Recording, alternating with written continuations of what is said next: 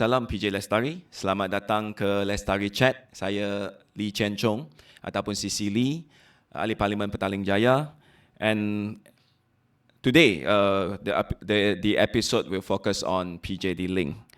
And to new listeners, what exactly is PJD Link and why, as a Member of Parliament, I take a very strong position against this project.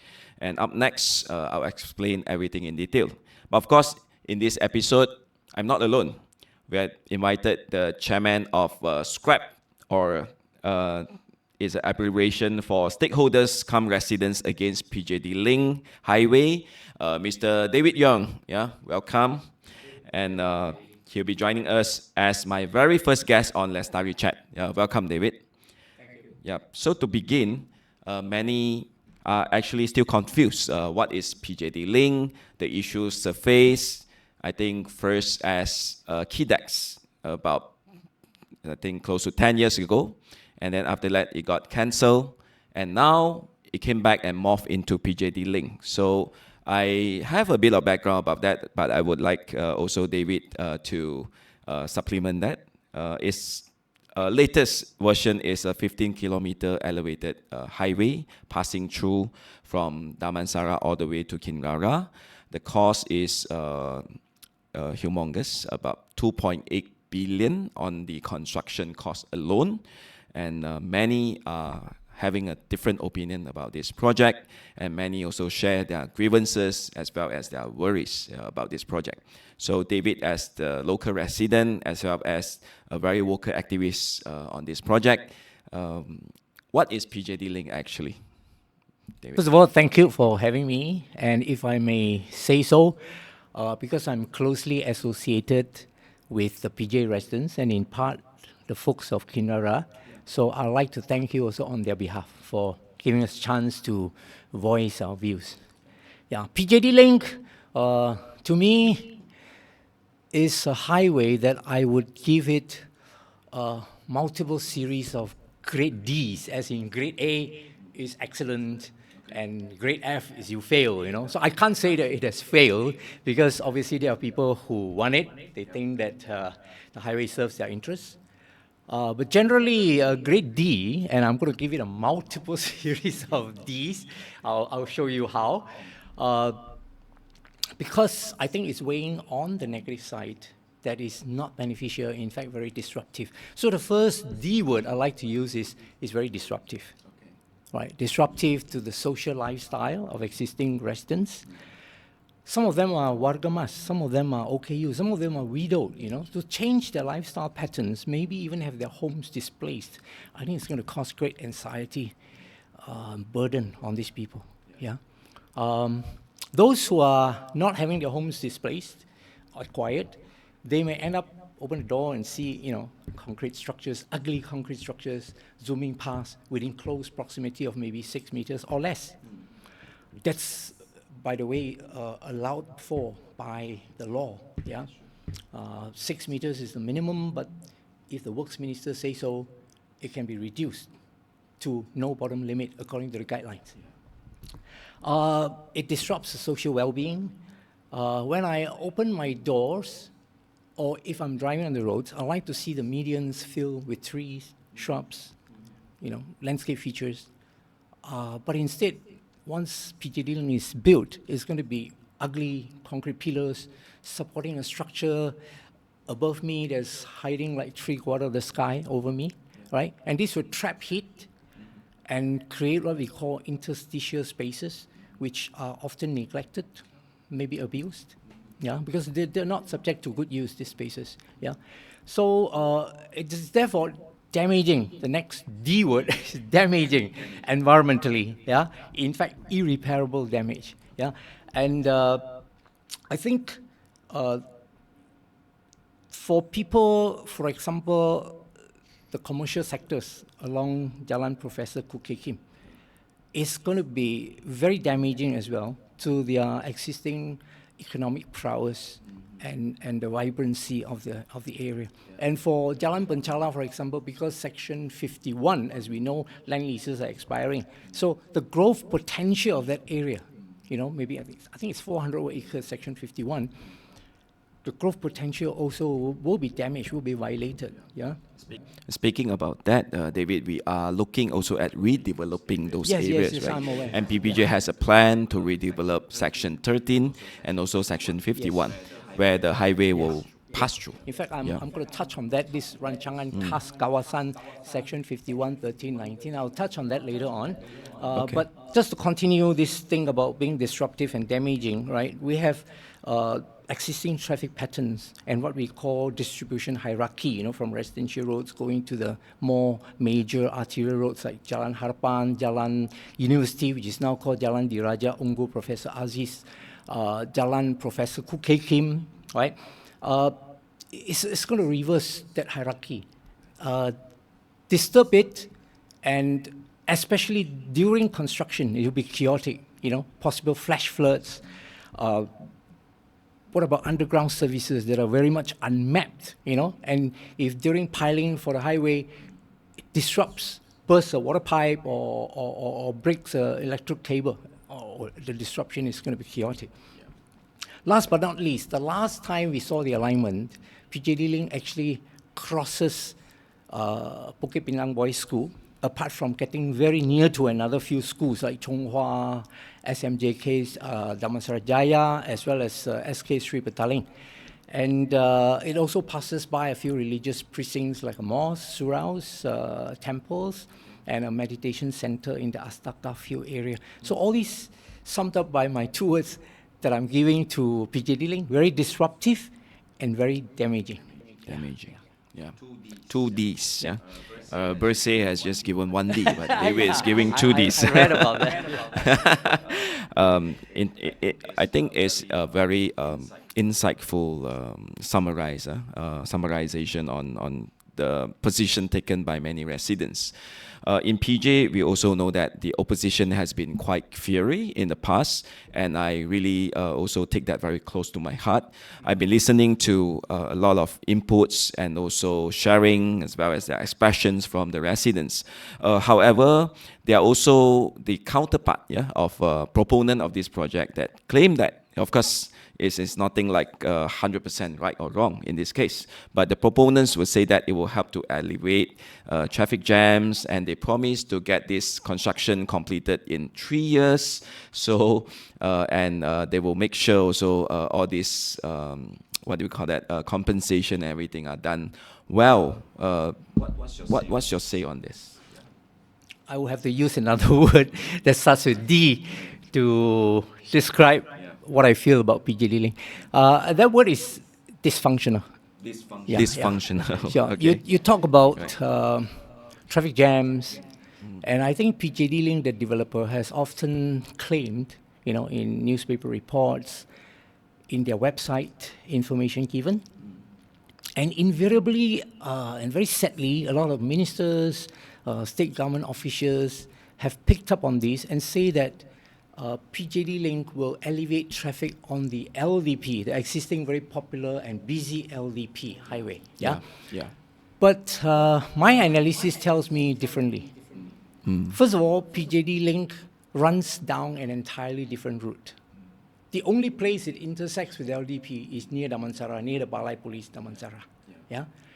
Beyond that, it's going different places. So LDP boasts of 39 destinations between the toll plaza, between Desa Park City and Empire City, if you know what I'm talking about, and the Sunway toll. Okay. 39 destinations. 39. If you go down LDP from about Damansara area, you can exit to SS2, Taman Mega, SS4, SS7, go down the Federal Highway at the Cable Link Bridge, go on to Taylor Lakeside, cross over to Sunway Pyramid, Sunway Medical Center. Yeah. So, and all this without having to pay tolls. PJD Link is anything but. It's a very toll-centric highway. So the moment it starts, either from the north end or the south end, it has ramps, ingress that draws vehicles up onto the deck, but it doesn't offer any exit ramps. So in PJ context, it passes by many areas, including Jalan Harapan, including Jalan Professor Kuke Kim, but it doesn't allow users to get down to, let's say, be a the customers at the commercial sector, shopping plazas of Jalan Professor Kukai Kim, they can't access. They can't access to the SK Sri Petaling School or the Bukit Bintang Boys School because there are no exit ramps. You can only exit after paying one time or maybe 2-time tolls along the route of the PJD link. So it's very toll-centric. So my analysis tells me it offers very poor connectivity, therefore offers very poor benefits to PJ users. It cannot hope to elevate traffic off the LDP at all because it's a totally different animal. I represent Petaling Jaya, David. So on one hand, I of course sympathetic to the causes championed by especially residents from the Bukit Gasing and Damansara area, as well as some from the PJ Old Town, New Town area. But on the other hand, there were survey results that again published by the proponent that said that the people, especially in Taman Medan, welcome the project. Unfortunately, when I did my fact check on the ground, that's actually not so much the case. But of course, they will claim that Taman Medan as a highly congested area with PJD Link, it will make their life better. What's your analysis as a professional engineer in this case? Taman Medan is still in the southern part of PJ, so it's still within your constituency, I guess? Still within my constituency. Okay, arguably, that's why I give it a grade D and not a grade F, okay? PJD link can be useful to link from one end to the other. Maybe from Damansara right to Taman Medan and beyond to Kinrara, the Kesas Highway, to NPE, which is where Taman Medan is, and beyond to Bukit Jalil Highway, right? Arguably. But then on this point, again, I give it another 3 words that start with D. You say, it is a... I'm giving them all the great Ds today. It's very dubious and a very doubtful design of the highway, meaning, and I speak as an engineer with 40 years experience operating a consulting firm, to do a highway, you must conduct traffic studies prior to establishing even the route. You have to determine the needs, the existing traffic pattern, then you project the growth over the next 10 years, for example. Now, in the case of PJD Link, I am asking the question. I don't have the answer, and I hope LLM or even the developer can tell us, their consultants can tell us. What traffic studies have been conducted whereby vehicles coming from NKVE down the Sprint or from the Sprint Highway from the eastern direction have been tracked to move from those points near Damansara to end up in Taman Medan or Kinrara, Puchong, Bukit Jalil Highway. The only way to do it, based on engineering methodologies, is current methodology is RFID tracking, GPS, maybe traffic cameras mounted at different ends so that you are really tracking and you have your data analyzed by a software to track. Now, right now, we do not have. And my hunch is a lot of cars, vehicles, are actually using the LDP to go to different destinations that is often toll-free and not necessarily end-to-end. Now, when we asked this of the Works Minister, I was told that they use cell phones. But then the cell phones may not have their GPS switched on. 4 people may be in one car, and then you'll be tracking 4 cars, and therefore it's not accurate data. Right? So I like to know the answer. So it's a very doubtful design. You know why? Let me give you an example, YB. You know Jalan Harapan.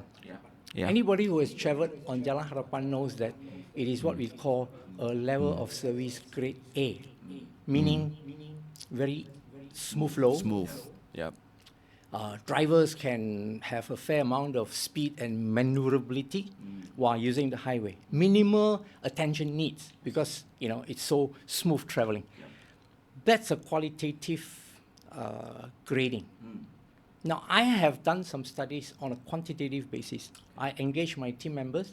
We did some studies. It's a partial traffic count on Jalan Harapan during peak hours, 7 to 9 a.m. and 5 to 7 p.m. over 3 days. Our results, quantitative, show that is only about 520 cars per hour using Jalan Harapan. Oh, okay. Now, what is the rationale of wasting resources to build another highway deck It's over a highway. on Great Road? Underutilized roads. Yeah, underutilized, other than the fact that you want to collect tolls. So how does this make sense?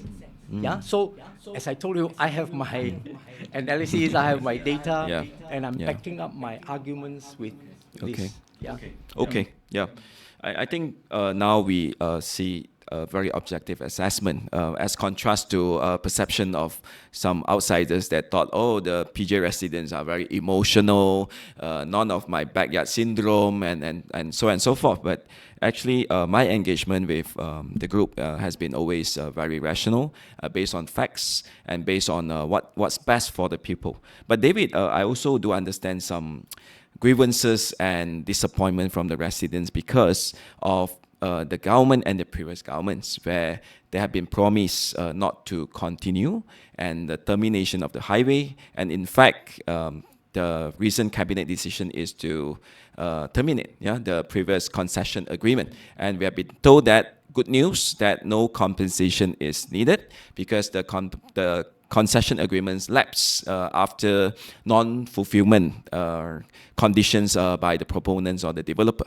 So now, again in May, they got the green light back to relook and restart the whole project. And in my opinion, this is the best time actually for the government. And now it's the state government. The ball is on state government's hand to really put a full stop on this project. Do you mind sharing like the disappointment, or do you see flip-flopping, or what would be the best eventual outcome that you all expect? You can share more these if you have.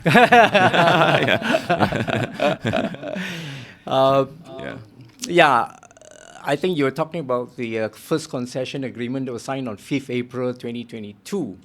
Yeah. And of course, until you tell me now, I do not know it has lapsed. Oh, okay.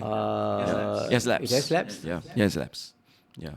They are now in the process of preparing and getting agreement, particularly now on the state government, for them to proceed with the next concession agreement. So to me, it's like a restart. And the restart is the best ever time window for the government that have made any promise to the people to honor their words. So, I mean, I'm a newcomer to Petaling Jaya, and I see things this way. So I'm not sure, as activists that have been fighting for so long, what's your take on this? Of course, first of all, it's very disappointing, as you have pointed out to the people, that in fact the first cancellation was on the 31st July by Menteri Besar, Dato Sri Amiruddin Syari. And then the saddest thing is actually the highway keeps coming back, if I may use the word, stealthily. There's an announcement that is cancelled, but there were never announcements that it is coming back or it's allowed to come back, right? So, in fact, as a matter of fact, I actually went to Plan Malaysia. I'm dating back to the state decision first. October last year, I went to Plan Malaysia. Over the counter, I found out that they were resubmissions of the SIA report. I see. And then that led to the panel, an external panel, as I understand, of social economists who sat and approved it. Now, on this point, I must point out something that has been puzzling my mind. In the first 3 months of last year, 2023, a lot of residents and stakeholders were engaged by the SIA consultant, engaged by PJD Link, to participate in what they call focus group discussions. I have majority of the minutes of those focus group discussions, and they show that 26 out of 30 groups who met strongly and unanimously objected against the highway. But then from press reports, either by the developer or picked up by the MB or picked up by government officials, it is always stated that less than 50% of PJ residents are against the project, and in fact, the Kinrara folks are in support.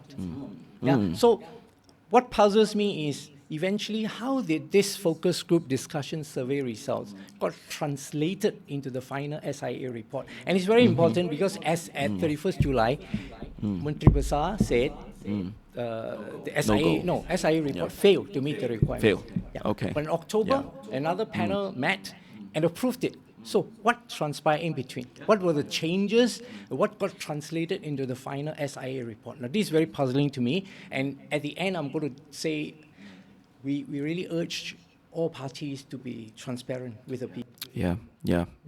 And just to on top of that, in order to make sure the whole process is transparent, I think as backbenchers MPs, we also try our best to engage and also to call for hearing. So I managed to get the Parliamentary Select Committee on Infrastructure to call for a hearing, and I think fortunately they also agree. And a hearing was conducted, and we managed to actually got more information, and we called for a press conference right after that. So I think now, David, in your opinion, right, because we have talked so much about cancellation, termination of this project. But of course, the road users and even some of the people that got stuck in the jam, it might not be attributed to a poor highway design, but maybe there's something bigger than that. What are the alternative? Yeah, if PJD Link gets a no-go. What would be the alternative? I think the obvious popular choice is improve public transport. Okay. Yeah. And also, that's very close to my heart. I understand that. Okay. And of course, what we call green mobility, pedestrian walks, cyclists, cycling lanes, even things like pedestrian bridges crossing major roads or highways, existing highways, provide them features that allow them to push the bicycles up onto the bridges.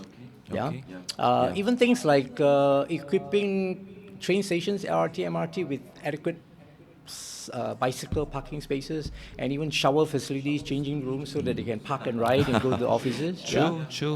So, of course, there are also, I have this saying, you don't have to scar the whole face to pop one pimple. You don't build a whole highway that runs through, Jalan Harapan when you don't need it, just to solve some problems. So, traffic studies, again, based on engineers' approach, study where the difficult, congested intersections are. For example, Jalan Templar, linked by Jalan Kasing coming from one direction, and linked to Jalan Osman, Selangor, and so on and so forth. That whole network of roads can be solved by just picking Jalan Templar, providing short-span flyovers. Instead of the traffic lights, instead of even run roundabout near Jalan Selangor. Indeed. On talking about that, MPPG also proposed to build some underground tunnel, as an alternative to an elevated highway. But in that area, using the section from section 51, of course, across to Taman Medan. Do you see that also as one of the alternatives that is worth exploring? But it was labeled as 300 or 400 million. About last that. I read the report. Yeah. I think the short-span solutions that I'm proposing can be completed in a fraction of the cost and a fraction of the time. Much more effective. More effective. It can lead all the way down to link to Jalan Oakland Road, which therefore reach Taman Medan Jaya. Just now you asked about Medan Jaya. Now, one more solution to specifically that will serve Taman Medan is link a flyover from Kesas Highway past the Jalan, over the Jalan PJS 1/15. I think there's a road there called Jalan Sri Manja, and then Jalan Maju Jaya, which is actually going over Medan Jaya near the former landfill hill, like a mound. Right. Fly it over MPE to Jalan Penchala.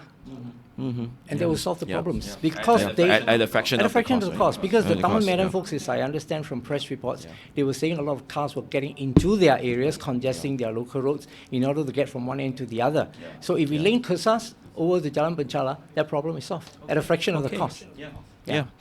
I think as compared to having a toll concession that is up to 48 years for people, maybe my son or your grandchildren's need to pay for it.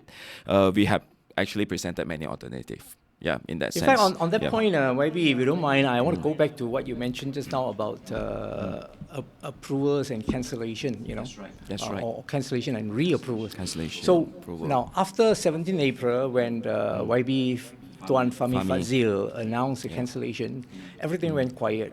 Now, we were again very puzzled, you know. Once more, there were no announcements that it is coming back until you brought it up at the PSC hearing. And after that, you had a persidangan media and there were press reports. Then we found out all these things about 48 years tenure, you know, as said by YB Tuan Wang Chen. The other critical point that is also puzzling me, and I wish to bring this up on behalf of the residents, is that you have this, what we call kelonggaran, the flexibility to allow the developer to resubmit mengikut jajaran baharu. Ya. Yeah. New alignment in English. mengemukakan balas mengikut jajaran baharu.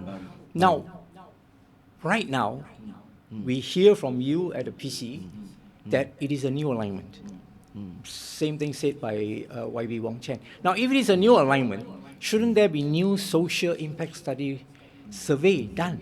Because it might be a different zone of influence, right? Same thing applies to the TIA, to the EIA reports. Yeah? Is it so changed? People should be, if the project is for our benefits, all these EIA, TIA, SI reports should be made available to us, not hidden under OSA. Makes no sense. Yeah. So, and then, if it is not new alignment, right? If it is just a minor improvements and still following the old, then as at 17 April, according to YB Fahmi Fadzil, there were 6 out of 11 precedent conditions that were not met. Yeah. Now that it is reapproved by the agencies, meaning LLM and the Works Ministry, now how did those other conditions got met with an existing alignment, assuming it's existing alignment, with some improvements? Yeah. Sorry, I like to add this. So many questions. Yeah, I like to add this analogy. You know, if a pair of shoes is very cramped and it's hurting my feet, right? You're just going to change a bit of the color of the shoelaces. It's not going to help the situation. So we have to know: is it a new alignment? Does it need new SIA studies, or is it an old alignment? And then how did the old alignment now satisfy the conditions which were not met previously? I think the real question is that how new is the new alignment? Because then the proponent will say that I twist this a bit, I shorten that part a bit to reduce the impact. But should we still call it PJD Link? I mean, should it be seen as the old highway?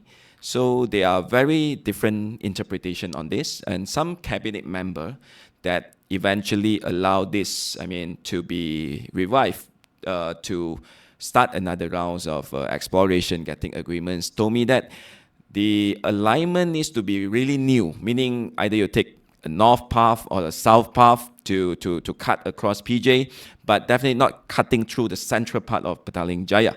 But this is not happening, in my understanding. The latest alignment that they presented is still very minor.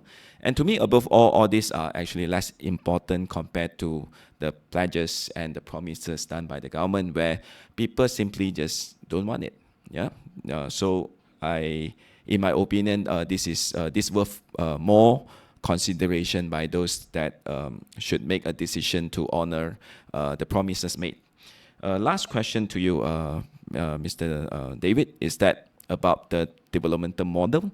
The whole concession agreement and the studies and proponents were done using, we call, a private financing initiative, PFI. And not just about PJD Link. Moving forward, when Madani government, we talk about more transparency and also, what do we call that? More transparency and more professional allocation of projects to the private sectors. What would be your suggestion in ensuring things like this will not happen? Team, meaning the residents and stakeholders, were very encouraged when Prime Minister Yang Amat Berhormat Dato Sri Anwar Ibrahim came on, and he said, I think no less than 3 times, that he's going to minimize corruption, and one of the specific ways relevant to this was to improve procurement procedures, meaning going back to open competitive tender. That's the way I interpret it. So to me, this PFI or PPP, public-private partnership framework, if it is not put to a total stop, it has to be regulated. Yeah. I just give you very brief examples. There's this thing called contingency sums in a tender that is subsequently awarded as a contract. Okay. Contingencies in the case of PJD Link context can cover piling depths, foundation costs. Yeah, it can cover the number of underground services that you need to divert. It can be covering damages that occur to buildings in the proximity of the piling works. Neighborhoods, right? and so on. Houses. So there are so many unknown factors. Now, if you operate on purely a private finance initiative, if I'm a developer, I would definitely cater for a lot of cost to cater for these contingencies.